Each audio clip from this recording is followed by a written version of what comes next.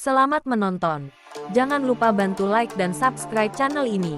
Langsung saja, ini dia kisahnya. Setiap orang pasti pernah menghadapi berbagai cobaan, serta ujian dan permasalahan dalam menjalani proses kehidupan. Hal itu dikarenakan adanya perjuangan, pengorbanan dan pencapaian untuk sebuah tujuan. Kita semua tahu bahwa roda kehidupan akan terus berputar. Ada kalanya kita berada di atas, begitu pun ada saatnya kita berada di bawah. Rasa senang, sedih, bahagia dan terluka itu sudah pasti ada.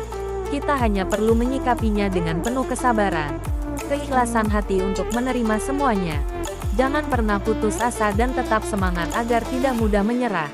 Ketika mendapatkan ujian, cobaan dan permasalahan hidup, satu yang perlu kita garis bawahi adalah setiap langkah kecil yang kamu ambil saat ini akan membawamu lebih dekat dengan tujuanmu. Jadi jangan pernah berhenti bergerak maju. Jangan merasa takut dan jangan pernah ragu. Jalani semuanya dengan tulus apa adanya. Namun ini tentang cinta, tentang hati, di mana semua orang memiliki cinta di hatinya. Ini tentang kesetiaan, ketulusan dan kasih sayang, sebuah perasaan dan perhatian. Hidup ini terlalu singkat untuk dibiarkan begitu saja. Kebahagiaan adalah tujuan dari segalanya. Kita sebagai manusia biasa pasti pernah melakukan kesalahan, baik itu yang disengaja atau tidak disengaja. Oleh karena itu, belajarlah dari sebuah kesalahan dan pengalaman. Cinta bukanlah tentang menemukan seseorang yang sempurna, melainkan menerima semua kelebihan dan kekurangan pasangan kita dengan sempurna. Perkenalkan, namaku Vera. Usiaku 40 tahun. Aku adalah seorang ibu rumah tangga. Aku memiliki anak perempuan bernama Amel. Ia sudah menikah dan tinggal bersamaku. Amel bekerja di salah satu pabrik tak jauh dari tempat kami tinggal. Sedangkan Egi sebagai pedagang sayur di pasar. Sore itu aku melihat Egi menantuku tengah tidur di sofa ruang tamu. Namun mataku terpana ke arah sesuatu yang besar milik Egi. Buset, apa itu besar sekali, ucapku dalam hati. Aku penasaran dan mencoba mendekati Egi yang sedang tertidur di ruang tamu. Mataku tak lepas dari pandangan sesuatu yang dimiliki Egi. Pikiranku sudah kemana-mana.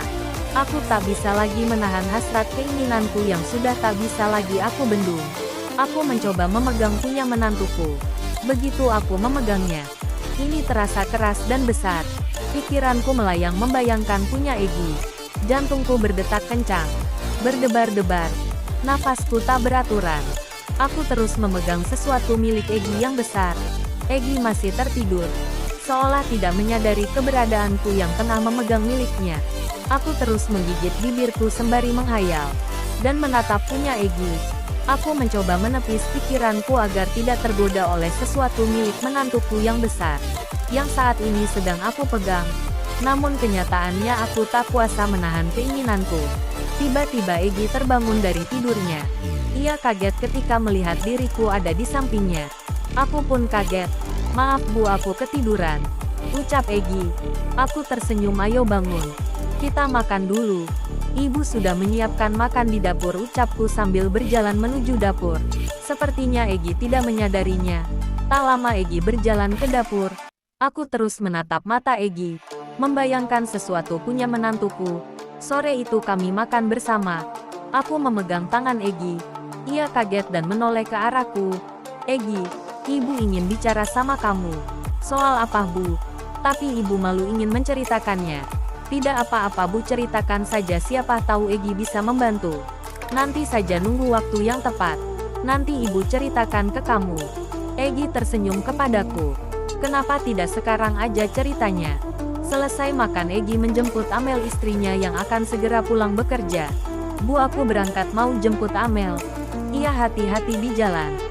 Di rumah aku terus terbayang-bayang oleh sesuatu milik Egi menantuku, yang sedikit lagi hampir aku cicipi.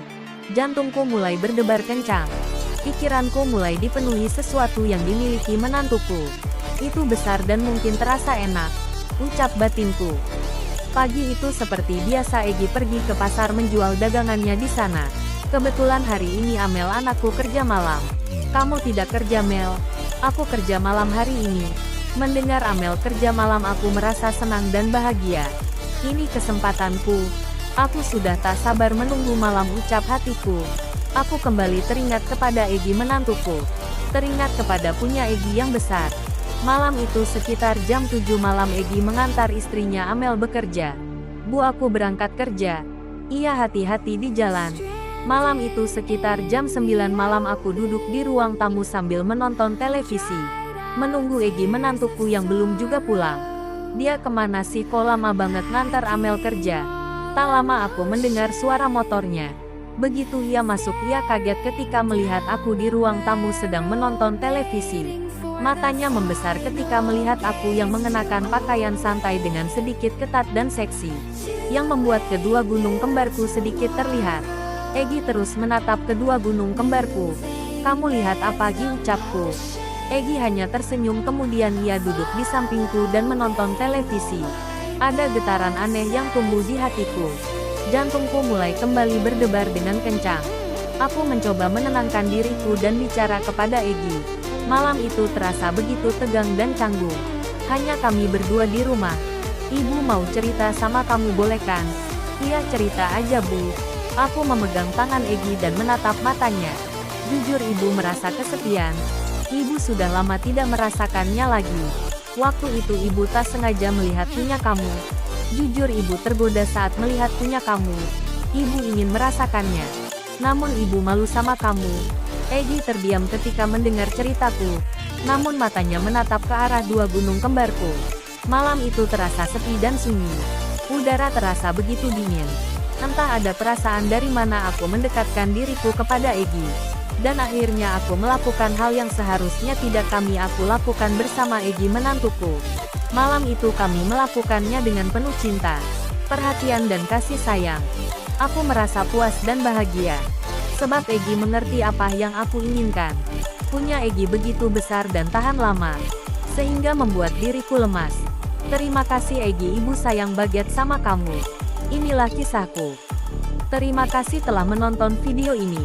Jangan lupa bantu like dan subscribe channel ini.